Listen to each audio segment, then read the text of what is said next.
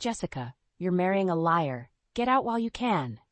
I flinched, almost dropping the engagement ring I'd been admiring. I turned to see Laura leaning against the doorframe, arms crossed, and an infuriating smirk on her face.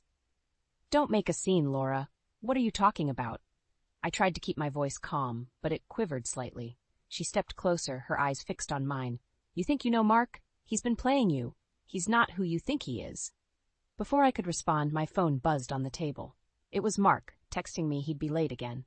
It was the third time this week. I sighed, tucking a strand of hair behind my ear. See? Always an excuse, Laura said, her tone mocking. My gaze hardened. Whatever issues you have with Mark, leave me out of it. We're happy, and nothing you say will change that. Laura shrugged nonchalantly. Suit yourself, just don't say I didn't warn you. She walked out, leaving a storm of doubts in her wake. Later that evening, Mark finally came home. His tie was loosened, and he looked tired. I met him at the door. Rough day? I asked, placing a hand on his chest. Yeah, the usual, he replied, kissing my forehead distractedly before heading to the kitchen. I followed him, watching as he poured himself a glass of water. Laura said something weird today. He arched an eyebrow, sipping his drink. What about? She said you're lying to me, that I should get out while I can. Mark's expression darkened before he laughed it off. Laura loves drama. You know that. She's probably just bored. Bored enough to make serious accusations about us? He put down his glass, stepping closer. Jess, you know how she is. Don't let her get into your head. You and me were solid, right? I wanted to believe him. I really did. So I nodded, trying to push Laura's words from my mind. Yeah, we're solid. The next day, I was at the cafe planning the wedding details, going over florists and caterers, when Laura showed up again. This time, she was with Mark. They were laughing about something, standing too close for comfort. Hey, I called out, trying to hide my irritation. Mark and Laura turned to me, Mark grinning and Laura with that same smirk as yesterday. Jess, there you are, Mark said, walking over to give me a quick kiss. Laura and I just ran into each other. Thought I'd say hi. Right? I said, forcing a smile. Well, I need to talk to Mark about some wedding stuff. Laura sat across from me, clearly not leaving. I'm sure Mark has a moment. Let's hear it. It was hard to focus with her there, her eyes watching every move I made. Every time I glanced up, she was smirking or whispering something to Mark. Later, back at home, I felt the tension building inside me. Mark, can we talk? Sure, what's up? He replied, sitting on the couch. Can you tell Laura to back off a bit? She's becoming a bit intrusive, he sighed, rubbing his face. Jessica, she's my friend. You know that. She's excited about the wedding, too. Still, there's a limit. She doesn't need to be there every time we're together. Mark looked at me, exasperated. I'll talk to her, okay? But don't blow this out of proportion. I bit my lip, feeling dismissed. Fine, I muttered, heading to bed. As I lay there, doubts crept back in. Laura's words, her presence, and Mark's dismissive attitude weighed heavily on me. I wanted to trust him. I needed to trust him. But something felt off. Am I just imagining things? I whispered into the darkness, the silence offering no answers. I woke up the next morning to find Mark already gone, leaving just a note. Big meeting today. See you tonight. Love, Mark. I frowned, feeling the distance growing between us. I needed answers, but instead of confronting, I decided to observe. I was knee-deep in wedding preparations. The florist was showing me arrangements when Laura swanned into the shop like she owned the place. Jessica, you look busy, she said with a fake smile. Just a bit, I replied curtly, not in the mood for her antics. That's why I'm here. Thought you could use some help. She drifted toward the flowers, picking one up and twirling it. This is fun, isn't it? Sure, Laura, I said, trying to focus on the florist. Oh, come on, she interrupted. Planning a wedding must be stressful. Tell me, what's next? Cakes? Dresses? I shot her a stern look. We're managing fine, Laura. But she wasn't backing down. Every decision was questioned, every choice criticized. By the end of the appointment, I was exhausted.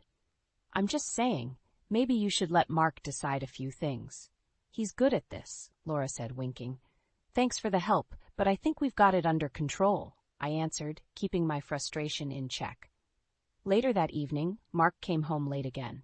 I was waiting in the kitchen, tapping my fingers on the table.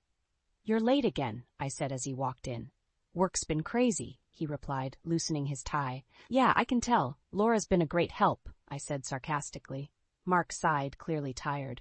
I know she can be a bit much, but she means well. I stared at him, trying to read his expression. She's more involved than I am at this point.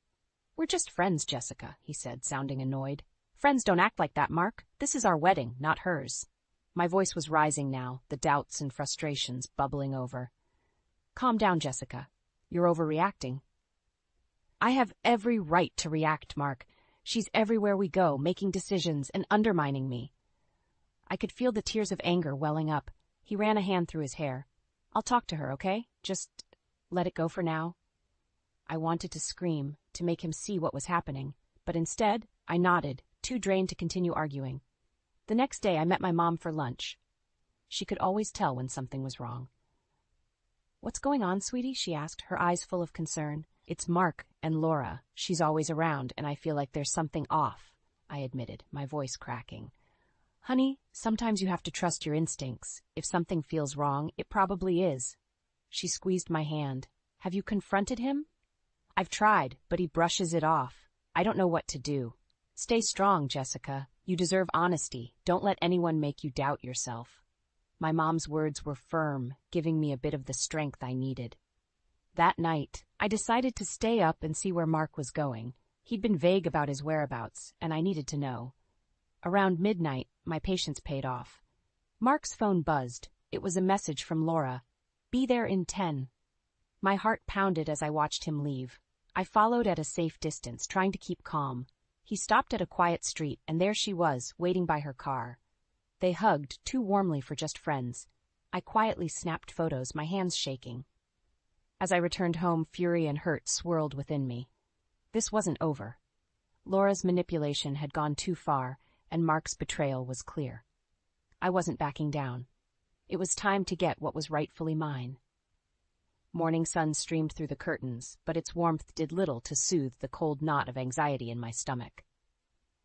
I met my mom for breakfast, still reeling from the previous night's discovery. Honey, you look like you've seen a ghost, she said, her voice edging with worry. I found them, Mom, Mark and Laura, together, I said, showing her the photos I had taken. Her face darkened.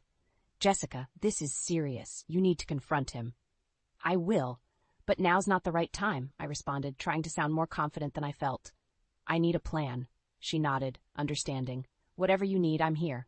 Back home, I was setting the table when the doorbell rang. It was Mark, his usual charm dialed up. Hey, beautiful. He tried to kiss me, but I turned away. We need to talk, Mark.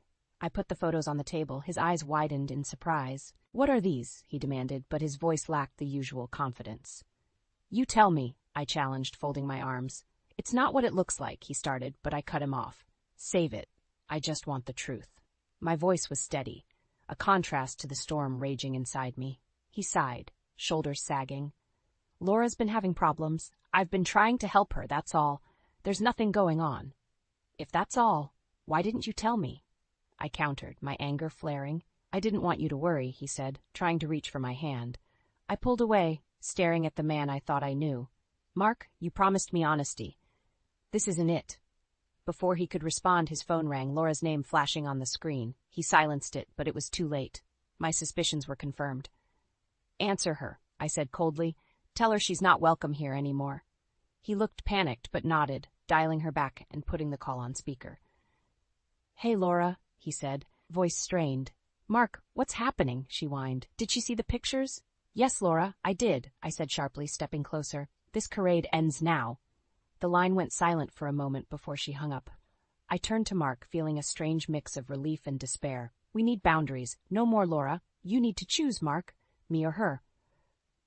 I choose you, Jessica. Always, he said, desperation in his eyes. I'll handle it. He left to meet Laura, and I finally exhaled, realizing I'd been holding my breath. An hour later, he returned. She's out of our lives, he said, but I wasn't convinced. Later that night, as I sat in the living room, Mark's phone buzzed again. Another message from Laura. This isn't over. I knew then that I couldn't just rely on Mark's words. This was my fight, too. That night I called Megan, my best friend. Megan, I need your help. Anything, Jess. What's going on? It's Mark and Laura, I explained the situation. Damn, Jess, we need a plan, she replied, always ready for action. Yes, I said, feeling a spark of determination. We're going to expose them, both of them. And so with Megan and my mother by my side, I began planning the ultimate revelation. This wedding would not go as planned. It would be a day of truth, justice, and most of all, karma. As the wedding day drew closer, the tension was almost unbearable. But I tried to keep my composure. Mark seemed oblivious, acting like everything was fine between us. Laura was noticeably absent, but I knew better than to lower my guard. One evening, just before dinner, my mom pulled me aside. "Jessica, have you made any more progress?" I nodded, showing her the folder I had put together. The evidence was all there. "We'll expose them at the wedding. Megan's agreed to help." Mom looked relieved. "Good. They need to face the consequences." That night, Mark called me into the living room. He was holding his phone, looking troubled. "Jessica, I got a strange message from Laura. She wants to meet." "Don't go, Mark. She's trying to manipulate you again," I said firmly. He nodded, but I saw the hesitation in his eyes. "You're right. I won't." It was the reassurance I needed, but I couldn't shake the feeling that things had to come to a head soon. 2 days before the wedding, Megan came over with a projector, a laptop, and a determined look on her face.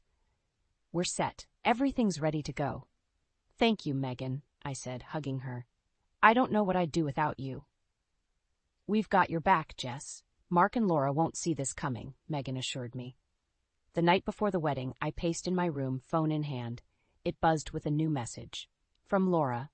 "Meet me at the park now." Without thinking, I grabbed my coat and headed out. I needed to hear whatever she had to say for herself. At the park, Laura was waiting by the fountain, her face half hidden by the shadows. "You came," she said, her voice dripping with sarcasm. "Say what you need to say, Laura," I replied, trying to keep my voice steady. "You think you're so clever, don't you? You and Mark playing house while I'm left in the cold," she spat. "This is your fault, Laura. You brought this on yourself," I shot back. "Maybe so, but I'm not going down alone," she said, a sinister smile creeping across her face. "I've got my own plans for the wedding." My heart raced. "What are you talking about?" "Just wait and see," she purred, turning on her heel and walking away, leaving me in a whirl of anger and fear. The next day, I shared Laura's threat with Megan and my mom. "We need to be prepared for anything," I said. "We will be," Megan reassured me. "Let's stick to our plan." Finally, it was the day of the wedding. Guests filled the venue, chatting and laughing, oblivious to the storm brewing. I stood in my dress, feeling like a warrior preparing for battle. The ceremony began, and as Mark and I stood at the altar, I felt Megan's reassuring presence behind me. Just as the officiant began his speech, I nodded to Megan. She hit play. The projector lit up, displaying the incriminating photos and texts between Mark and Laura. Gasps filled the room as the truth spilled onto the screen. "This is what you've really been up to, Mark," I said, voice trembling with emotion. Mark turned pale. "Jessica, I can explain." "There's no need, Mark. It's all right here for everyone to see," I said, my anger giving way to a heavy sense of relief. Laura, who had been hiding at the back, tried to slip out unnoticed, but Megan blocked her path. "Not so fast, Laura. Time to face the music." The room erupted in murmurs and outrage. Family and friends turned their backs on Mark and Laura, their support for me clear. Mark looked at me, his eyes pleading. "Jessica, I'm sorry. Please, just give me a chance to explain." "It's over, Mark. I deserve better than this," I said, walking away, feeling a weight lift off my shoulders. As I left the venue, my mom and Megan flanking me, I knew this was just the beginning of my journey to healing. The truth was out, and justice had been served. Now it was time to move on. After the explosive revelation at the wedding, I felt a mixture of fury and vindication. As my mother and Megan guided me out of the venue, I knew this was far from over. Mark and Laura had to face the consequences. The following day, I sat in my living room with Megan, going over the next steps. "Jessica, are you sure about this? This plan can backfire," Megan said, looking worried. "We have to be thorough, Megan. They need to feel the consequences of their actions," I replied, steady and determined. My mom joined us with coffee. "What's the plan?" "We've gathered all the evidence. Now we need to put everything together and present it to Mark and Laura's circles," I explained. Megan nodded in agreement. "We'll make sure they won't escape this, professionally and socially." We divided tasks. Megan would handle Laura's workplace and social circles. My mom and I would focus on Mark's colleagues and friends. The next morning, I sent an email to Mark's associates with attached evidence of his betrayal. I knew it could jeopardize his career, but he deserved it. Megan was equally ruthless, sending a detailed dossier to Laura's boss. We waited for the fallout. Just before noon, my phone rang. It was Megan, breathless with excitement. "Jessica, you won't believe this. Laura's been called into a meeting with her boss. She's toast." Relief washed over me. "We did it, Megan. This is only the beginning." Hours later, Mark stormed into my house, anger radiating off him. "What did you do, Jess?" "Exposed you for what you are," I said coldly, standing my ground. "You've destroyed my career. How could you?" he yelled, pacing the room. "You destroyed our relationship, Mark. Actions have consequences," I retorted. While we argued, Megan texted me updates. Laura had been suspended, pending further investigation. "What do you expect to gain from this?" "Revenge won't fix anything," Mark said, desperation creeping into his voice. "I expect you to face the same humiliation you inflicted on me," I replied. With a final glare, Mark stormed out. I slumped onto the couch, exhausted but feeling some sense of justice. Days turned into weeks. News of Mark's unethical behavior spread, causing him to spiral further. His colleagues distanced themselves, and his professional reputation took a nosedive. For Laura, things weren't any better. She was ultimately fired, her manipulative nature revealed to all. She became socially isolated as her friends and acquaintances shunned her. During this period, I focused on healing. My mom and Megan were my pillars of support. One evening, while having dinner with them, I reflected on everything that had happened. "I never imagined things would go this way," I admitted. "Sometimes karma has a way of working itself out," my mom said wisely. Megan raised her glass. "To new beginnings and justice served." "To new beginnings," I echoed, feeling a sense of release. Months later, I was in a much better place. I had started a new job, found peace in small routines, and surrounded myself with genuine people. The scars were still there, but they didn't define me anymore. As I sat in my garden, sipping tea and looking at the sunset, I realized that revenge wasn't the most satisfying part. It was reclaiming my life and finding strength I didn't know I had. The betrayal of Mark and the manipulation of Laura had shaken me to my core, but I emerged stronger, resilient, and ready to start anew. The wedding day was meant to be perfect. Instead, it became unforgettable for all the wrong reasons. As Megan hit play, and the truth spilled out for everyone to see, the reaction was instantaneous. People gasped, and whispers filled the room. Mark's face turned white, then red with fury. Laura tried to disappear into the crowd, but Megan's glare kept her rooted in place. "Jess, this is out of control," Mark said, trying to reach for my hand. I pulled away, staring at him. "No, Mark, what was out of control was your betrayal." "This is justice," I responded, my voice firm. Laura stepped forward, eyes blazing. "You think this makes you better, Jessica?" "You're pathetic." I turned to face her, feeling the sting of her words but standing tall. "You are the one who's pathetic, Laura. You and Mark deserve each other." Friends and family began to rally around me. My mother stood at my side, her face calm but resolute. "Get out," she said to Mark and Laura. "Neither of you are welcome here anymore." Mark looked to the crowd for support but found only cold eyes. Laura sneered, trying to salvage her pride. "I always knew you were a vindictive witch, Jessica," she spat. "Enjoy your victory." "Oh, I will," I shot back.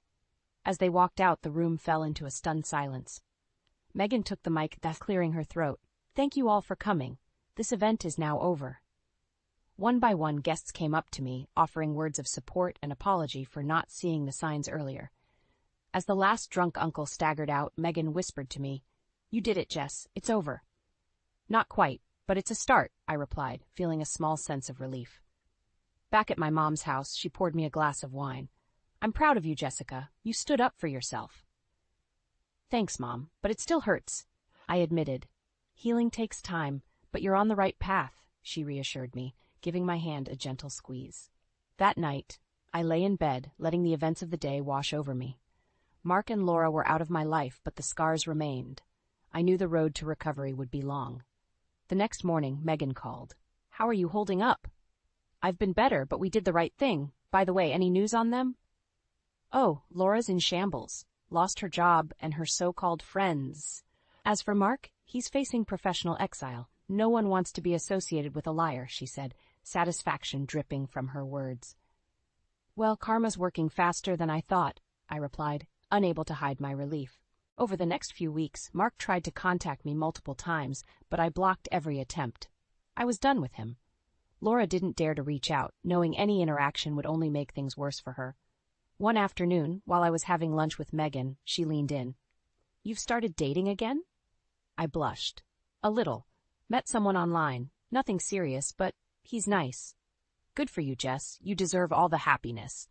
"I'm taking it slow. Still healing," I said, smiling softly. Fast forward to a month later and I was at a cafe, meeting my gentleman friend Ethan for a casual lunch. He knew bits of my past, but I kept it light. "So how was your week?" he asked, genuinely interested. "It was good. Busy, but good," I replied, feeling the warmth of his gaze. Ethan grinned. "Well, here's to great beginnings and better days ahead." As we clinked glasses, I felt a sense of peace wash over me. My journey was far from over, but I was moving forward, one step at a time. Revenge had its place, but now it was time for renewal and growth. My shattered vows had led me to newfound strength, ready for whatever life had in store next. The fallout from the wedding debacle continued to ripple through our lives. Mark and Laura were now pariahs in our social circles. The sense of vindication was satisfying, but it didn't completely erase the pain. One evening, as I was unpacking some boxes in my new apartment, a fresh start I desperately needed, my phone buzzed. Megan's name flashed on the screen. "Jess, have you heard? Mark and Laura are apparently trying to set the record straight," she said, a mix of shock and amusement in her voice. "What now?" I asked, exasperated but intrigued. "They've scheduled a press conference to clear the air, or so they claim." I sighed. Desperate times, I guess. What are they planning to say? "Who knows, but whatever it is, it's not going to change what they did," Megan replied. "True," I said, shaking my head. "Well, let's see how this goes." The next day, the press conference was all over social media. I watched a live stream from the comfort of my home. Mark and Laura stood at the podium, looking disheveled and cornered. Mark cleared his throat, glancing nervously at Laura. "We are here to apologize and explain our actions. What we did was wrong, and we are deeply sorry for the hurt we caused."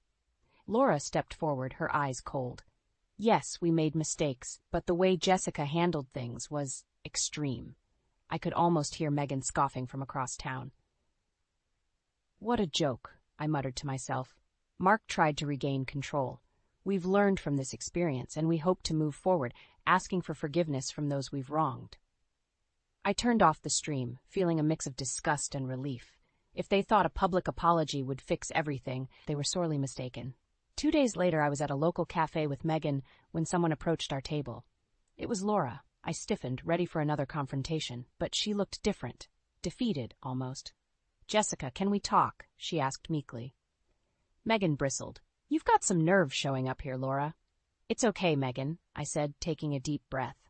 Turning to Laura, I asked, "What do you want?" I wanted to say, "I'm sorry, genuinely sorry for everything." Her voice was shaky, and for the first time I saw a crack in her armor. "I lost my job, my friends. It's been hell." "Well, actions have consequences," I replied coolly. "I know, and I deserve it, but you should know Mark's been struggling too. He can't find work, and his family's cut him off. This has hurt everyone," she said, a tear sliding down her cheek. "This is not my problem, Laura," I responded, feeling no pity. "You're right. I just needed to face you. To admit what I did," she said, turning to leave. "Goodbye, Jessica." Megan watched her go. "Do you believe her? Does it matter?" I asked. Their apology doesn't change what they did.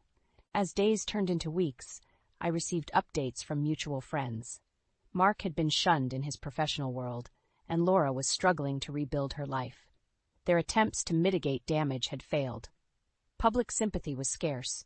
One afternoon, my mom surprised me with a visit. "I brought cake. Let's celebrate your fresh start," she said, beaming. "Suits me," I said, setting the table. Over dessert, my mom asked, "Have you heard from Mark?" "A couple of emails, all ignored," I replied. "Good. Moving on is the best revenge," she said wisely. The final piece of closure came when I received a letter from Mark. I almost didn't read it, but curiosity won. "Jessica, I'm deeply sorry. I've lost nearly everything, but writing this gives me some peace. I hope you find happiness. You deserve it. Mark." I folded the letter, setting it aside. It was too late for apologies, but knowing he recognized his faults brought some closure. As I stood on my balcony that evening, watching the city lights twinkle, I felt a sense of calm. The storm had passed, and it was time to embrace the future, free from lies and betrayal. I was ready to step into the unknown, stronger and more resilient than ever. Months had passed since the chaos of the wedding. Life had started to settle into a new normal. I focused on my work, my friends, and rebuilding myself from the ground up. The process was long and painful, but I emerged stronger. One Saturday morning, Megan and I were at our favorite coffee shop, sipping lattes and chatting about our week when my phone buzzed with a news alert. I glanced at it and felt my stomach drop. Mark Davis, former executive, files for bankruptcy amid professional isolation, read the headline. Megan noticed my reaction. "What's up?" "Mark is filing for bankruptcy," I said, showing her the news. "Good," she commented. "He deserves every bit of it." I nodded but didn't feel the satisfaction I expected. Instead, I felt a strange sense of finality washing over me. As we walked out, Megan turned to me. "So what's next for you, Jess? New job prospects?" "Actually, yes, I've had a few interviews. Hoping something comes through soon," I replied. "You'll crush it. You always do," she said, giving me a side hug. That afternoon, I decided to take a stroll through the park where everything with Laura had come to a head. It felt therapeutic to walk through the place that once held so much tension and now meant nothing more than a patch of green and blue sky. While sitting on a bench contemplating my journey, my phone buzzed again. This time, it was a message from Ethan. "Dinner tonight? My treat," it read. I smiled to myself. "Sure, 7 p.m. at the usual spot?" I replied. As I got ready that evening, my mom called. "Jessica, I saw the news about Mark. Are you okay?" "I'm fine, Mom. It feels like I can finally move on," I reassured her. "I'm proud of you. Just remember, you've come a long way, and I'm always here for you," she said. "Thanks, Mom. I love you." "I love you too, sweetheart. Have fun tonight." At dinner, Ethan was his usual charming self, asking about my day and genuinely interested in my answers. It felt refreshing to talk to someone who had no connection to my past turmoil. "Have you thought about taking a vacation?" Ethan asked halfway through the meal. "You know, that sounds like a great idea. A bit of a break from everything," I admitted. "We could plan a trip together," he suggested, making my heart flutter. "Maybe we could," I said, smiling. At the end of the night, as Ethan walked me to my door, he paused. "Jessica, I really enjoy spending time with you." "I feel the same," I replied, a warmth spreading through me. "Good night, then," he said, leaning in for a gentle kiss. "Good night," I echoed, feeling lighter than I had in a long time. As I closed the door, I realized how far I had come. The pain and betrayal that once defined my life were starting to fade into the background, replaced by new experiences and genuine connections. The next morning, I sat in my living room, looking out at the city. My phone buzzed with another notification, but this time it was an email about a job offer I had been hoping for. "You've got this," I said to myself, taking a deep breath. With that, I accepted the offer, feeling ready to embrace this new chapter. My journey was far from over, but each step was a testament to my resilience and strength. The road ahead was unknown, but I was no longer afraid. I had faced betrayal, fought for justice, and emerged victorious. Now, it was time to build a future on my terms. With my mom, Megan, and Ethan by my side, I was ready for whatever life had in store next. As I stepped out onto my balcony, the morning sun bathing me in its warmth, I felt a profound sense of peace. The past was behind me, and the future was bright, and I was ready. I stared at the text on Trent's phone, my heart pounding as the words burned into my mind. "I love it when you call me that. Can't wait for tomorrow." It was clearly not meant for me. We were supposed to be celebrating my big promotion over dinner, but now everything felt like a lie. Trent must have noticed the look on my face because he quickly tried to grab his phone back. "Mallory, it's not what you think," he stammered, his eyes wide with panic. I felt sick to my stomach, like I'd been punched in the gut. How could he do this to me? To us? After everything we'd been through together? Trent's sister Cassandra looked bewildered, glancing between us. "What's going on?" Before Trent could make up some lame excuse, I stood up abruptly, the fancy restaurant seeming to spin around me. "We're leaving. Now." The drive back to our apartment was agonizingly silent. I kept replaying that damn text over and over, my knuckles white from gripping the steering wheel. When we got inside, I finally exploded. "Who is she?" I demanded, rounding on Trent. "How long has this been going on?" He opened his mouth, but I cut him off. "Don't you dare lie to me." Trent's shoulders slumped in defeat. "It's been a few months. I'm so sorry, Mallory." A few months. While we'd been planning our wedding, looking at venues, he'd been sneaking around behind my back. Hot tears of anger and hurt streamed down my face. "I can't believe you," I choked out. "We're through." I stormed into the bedroom, slamming and locking the door behind me. I collapsed onto the bed, sobbing into the pillow until I had no tears left. That's when the anger truly set in, burning through me with white-hot intensity. Trent wanted to play these games? Fine. I would make him regret the day he ever betrayed me. This was not over, not by a long shot. The next morning, I woke up with a pounding headache and a burning desire for vengeance. Trent was still asleep on the couch when I emerged from the bedroom, looking pathetic and guilty even in his unconscious state. "Wake up," I snapped, startling him. He jerked awake, eyes widening as he took in my stony expression. "Mallory, I'm so—" "Save it," I cut him off coldly. "I don't want to hear any more of your lies and excuses." Trent swallowed hard, looking like a scolded child. Good. He should feel ashamed. "Who is she?" I demanded again. "I want to know everything." He hesitated, but one withering look from me made him crumble.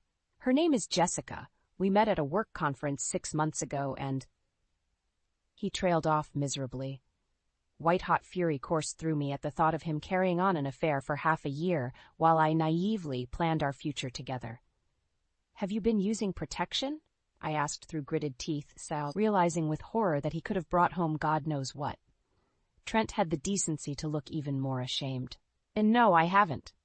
I felt dizzy with disgust and rage. This man I had loved, had trusted more than anyone, had lied to me, used me, disrespected me in the worst way. Something inside me hardened like steel. "Get out," I said in a low, dangerous voice. "What?" Trent looked stricken. "You heard me," I said coldly. "Get your stuff and get out of my apartment. We're done." He opened his mouth to protest, but I leveled him with a look that could cut glass. Shoulders slumping in defeat, Trent dragged himself to the bedroom to pack a bag. As I watched him slink out the door, I felt a dark sense of satisfaction take root in my heart. This was just the beginning. I would make Trent pay for what he'd done, no matter what it took. And by the time I was finished, his life would be in ruins. Over the next few days, I operated with cold, plus ruthless efficiency. I started by contacting a private investigator and giving them all the details about Trent's infidelity. I wanted every sordid detail of his affair exposed. Then I got to work gathering my own evidence. I dug through our old phone records, bank statements, anything that could reveal more about the depth of Trent's betrayal. With each new discovery, the flames of my fury burned hotter. Thankfully, I had an amazing support system in my friends. When I told them what that bastard had done, they were outraged on my behalf. "That piece of garbage!" Steph raged when I showed her the hotel receipts. "I'll kill him myself." "You're too good for that lying snake," Dana seethed, wrapping a supportive arm around me. "We'll make him pay, I promise." Their unconditional love and loyalty gave me strength during those dark days. I wasn't just doing this for me. I was doing it for all the women who had ever been cheated on and mistreated by selfish men like Trent. With my friend's help, I formulated a plan of attack. First, we would systematically dismantle Trent's professional life by leaking proof of his indiscretions to his boss and colleagues. Then, we'd take down his social status by revealing his true nature to his smarmy country club pals. Finally, I would deliver the killing blow by crushing his ego and leaving him a pariah. By the time I was done, Trent Holden would be less than a memory. The thought of destroying him brought me a vicious sense of satisfaction. Still, a small part of me felt a twinge of sadness for the man I had once loved. I quickly shoved those feelings aside. Trent had made his bed, and now he could lie in it. My friends noticed my dark mood and tried to lift my spirits. "Let's go out tonight," Monica suggested brightly. "Get your mind off of things." I managed a small smile, grateful for their efforts to cheer me up. "Sure, why not? I could use a distraction." As we headed to our favorite club that night, I caught my reflection in a storefront window. My eyes burned with a hardness I didn't recognize. In that moment, I knew there was no going back. Revenge wasn't just something I wanted, it was something I needed, like air, and I would stop at nothing until Trent's world lay in ashes around him. With the evidence gathered by the private investigator, I was locked and loaded. It was time to start taking Trent down, one piece at a time. First, I anonymously sent a file containing proof of his affair to his boss at the investment firm. Explicit photos, receipts for secret hotel trysts, the works. I made sure to include a polite note about how such indiscretions could open the company up to sexual harassment lawsuits. A few days later, the hammer dropped. Trent was called into an emergency meeting and unceremoniously suspended pending further investigation into his unethical behavior. When I caught wind of the news from Monica, who worked in the same building, I allowed myself a small, satisfied smile. That was just a taste of what was to come. Next, I turned my sights to dismantling Trent's social status. I may have been raised working class, but I knew how important keeping up appearances was to that smarmy country club crowd he ran with. I created an anonymous email account and sent graphic details of his affair to the board members of his snobby golf club. I even included a few choicely censored photos just to rub salt in the wound. Within a week, Trent had been asked to resign his membership after several decades. Rumor spread like wildfire amongst the cuckolded housewives who ran those upper-crust social circles. But I wasn't done yet. If I wanted to leave Trent well and truly broken, I needed to completely decimate his ego and reputation in our community. That opportunity came at the next meeting of our neighborhood beautification committee, of all places. I haunted those meetings like a ghost, half listening as Trent pompously held court while the other wives and I rolled our eyes. When he launched into another blustery diatribe about the import of maintaining community values, I couldn't stop myself. "Speaking of values," I said loudly, cutting him off, "I have something to share about our esteemed committee chairman." You could have heard a pin drop as all eyes swiveled towards me. Trent paled, realizing where this was going. "Trent here has been having an affair for months," I proclaimed, holding up a manila envelope. "With proof." The explosion of gasps and outcries was a beautiful cacophony to my ears. Trent frantically tried to deflect as I read out the lurid details, but it was too late. His polished veneer of respectability shattered into a million pieces that day, and as I watched him crumble under the weight of his exposed lies, I felt like a goddess of vengeance. The game was oh so deliciously afoot. The next phase of my plan required a more public approach. I decided to strike at the next major charity gala our social circle always attended. It was the perfect stage to completely undermine Trent's crumbling reputation. As I got ready that night, I could feel the excited energy thrumming through me. This was the moment I had been meticulously preparing for. With each swing of the metaphorical sword, I'd been slowly severing Trent's ties to this community. Tonight, I would go for the killing blow. When we arrived at the fancy venue, Trent tried to put on a brave face, but I could see the flicker of fear in his eyes as he scanned the crowd, realizing the damage I'd already done. His usual sycophants were giving him a wide berth, whispering behind raised hands. I swept through the room like royalty, head held high. A server offered me a glass of champagne, which I accepted with a regal nod. The bubbles danced on my tongue as I sipped slowly, savoring the moment. Eventually, it came time for the speeches. A hush fell over the ballroom as the host took the stage to thank everyone for their generous donations. Then, almost as an afterthought, he gestured for me to join him. "We'd also like to acknowledge Mallory Greaves tonight," the host said as I ascended the steps, "for her outstanding leadership and community service over the past year." A smattering of polite applause broke out, but I could feel the energy in the room shift as people realized I was about to speak. Trent looked almost gray as our eyes locked. "Thank you all," I began, my voice ringing with poise and confidence. "It's truly an honor to give back to our community in whatever way I can." I paused, letting that magnanimous statement hang in the air for a beat. Then I went for the jugular. "Unfortunately, not everyone here tonight shares those same values of honor, integrity, and commitment." You could have heard a pin drop. Everyone watched with bated breath, and I could sense Trent's panic rising. "Some put on a good show," I continued, holding his stricken gaze. "But behind closed doors, They lie, cheat, and betray the very principles this community was built on. A shocked murmur rippled through the crowd as people put two and two together. Trent looked like he wanted to melt through the floor. "Those are not my values," I said firmly, "and they should not be anyone's values if we want to create a society of trust and respect." The applause that followed was thunderous. I gracefully rejoined my table, leaving Trent to stew in humiliation. He tried to storm out, but another attendee blocked his way, loudly condemning his deplorable behavior. As the night raged on, I basked in the triumph of watching my revenge play out so perfectly. Trent deserved every ounce of scorn and embarrassment headed his way, and I was just getting started. After the charity gala, it was like a dam had burst. The evidence of Trent's misdeeds spread through our social circles like wildfire, burning everything in its path. Within days, he was indefinitely suspended from his job at the investment firm, pending further investigation into the mounting allegations of misconduct. His fair-weather friends at the country club didn't even pretend to be subtle. Trent's membership was permanently revoked. Meanwhile, I reveled in my newfound infamy, catching snippets of gossip everywhere I went. "Did you hear what that snake Trent did? Mallory is such a badass for taking him down like that." With each new story of Trent's downfall, I felt more powerful, more vindicated. This was justice being served. Of course, he tried to confront me to do damage control. Trent showed up at my door one night, eyes blazing with impotent rage. "What have you done?" He snarled as I calmly opened the door. "You've ruined my entire life." I simply raised an eyebrow, unfazed.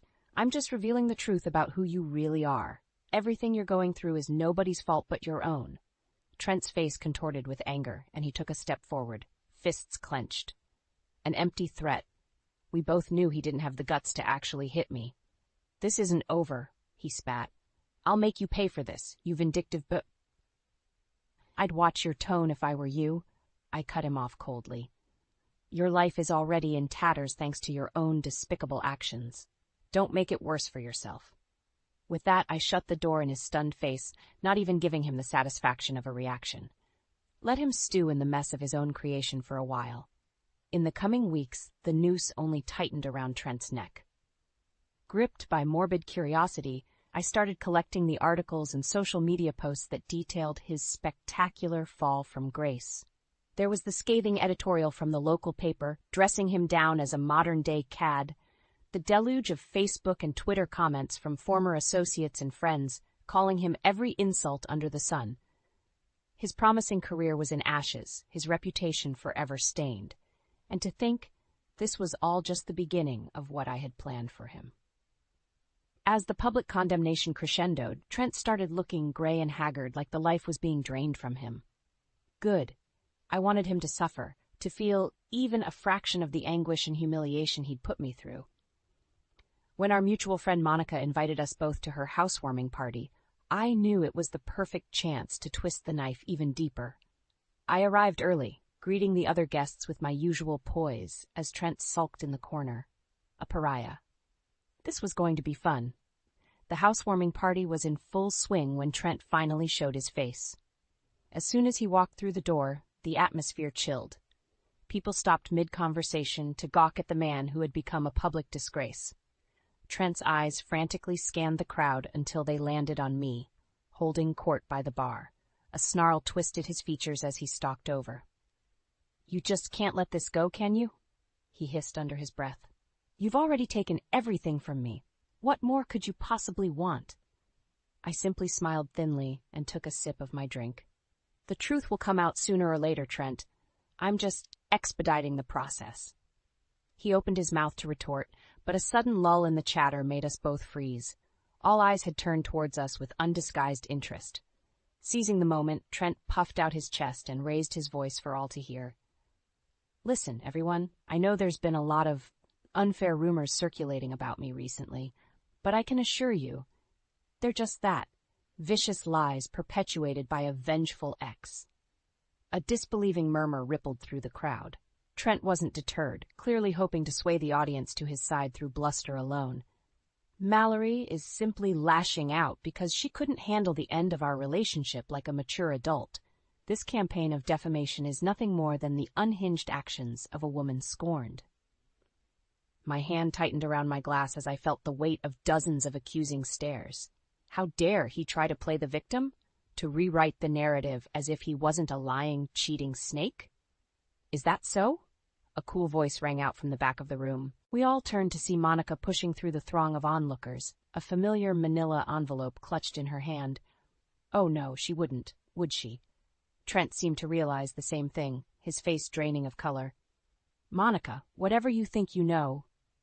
Save it, Trent, she said flatly, joining me at the center of the makeshift arena.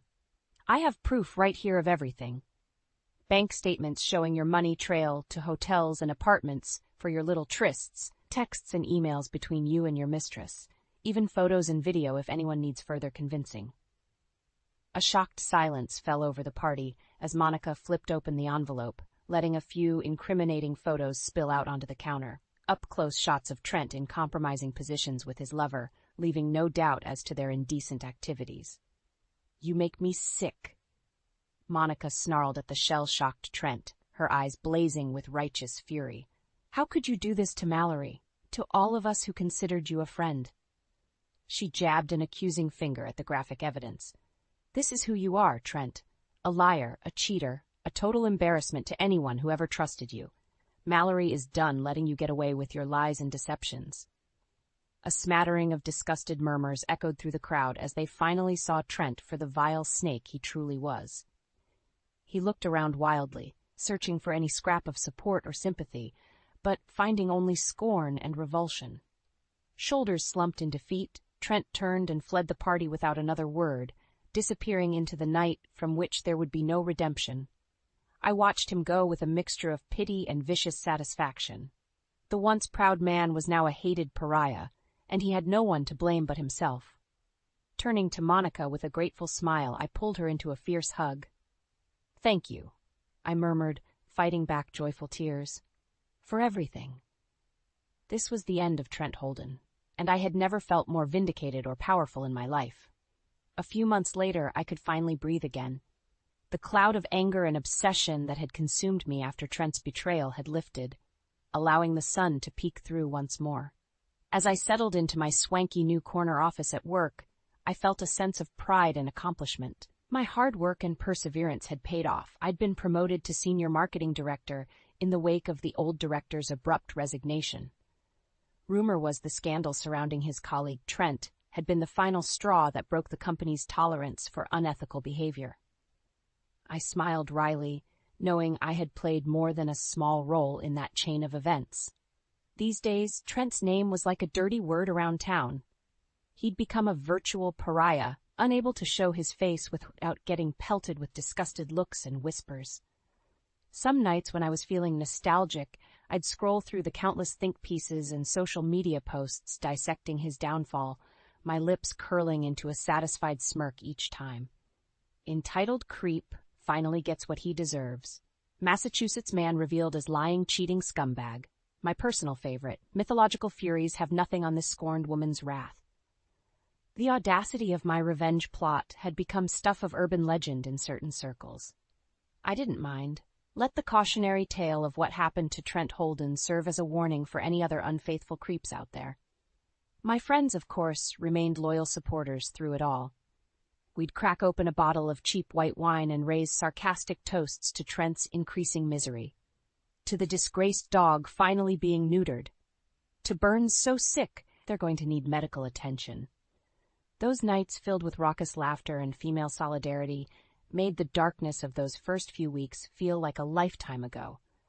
I had found my voice, my power, and I refused to let any man make me a victim again. Still, there was one last bit of unfinished business with my wretched ex. One night, my phone pinged with a number I didn't recognize. Mallory, it's me. I know you probably never want to speak to me again, but I need to see you, to apologize properly, face to face, for all the pain I caused you. Please, give me a chance to make things right. I stared at the message, letting the words wash over me. Part of me was tempted to meet him, if only to savor the sight of how far he'd fallen. The once cocky, arrogant Trent brought to his knees, begging for forgiveness he'd never deserve. But another part of me, the stronger part, knew there was no point in dredging up the past any longer. That Trent and all his lies and betrayals belonged to another lifetime that I had outgrown. With a decisive swipe, I deleted the message and blocked the number. That chapter of my life was over. Looking around my sleek new apartment with its stunning views, I felt a surge of liberation and excitement for the future. I was a new woman, forging her own story from the ashes of heartbreak and vengeance. And this time it would be one built on truth, on strength, on respect for myself above all others. Bring it on, world. I was more than ready.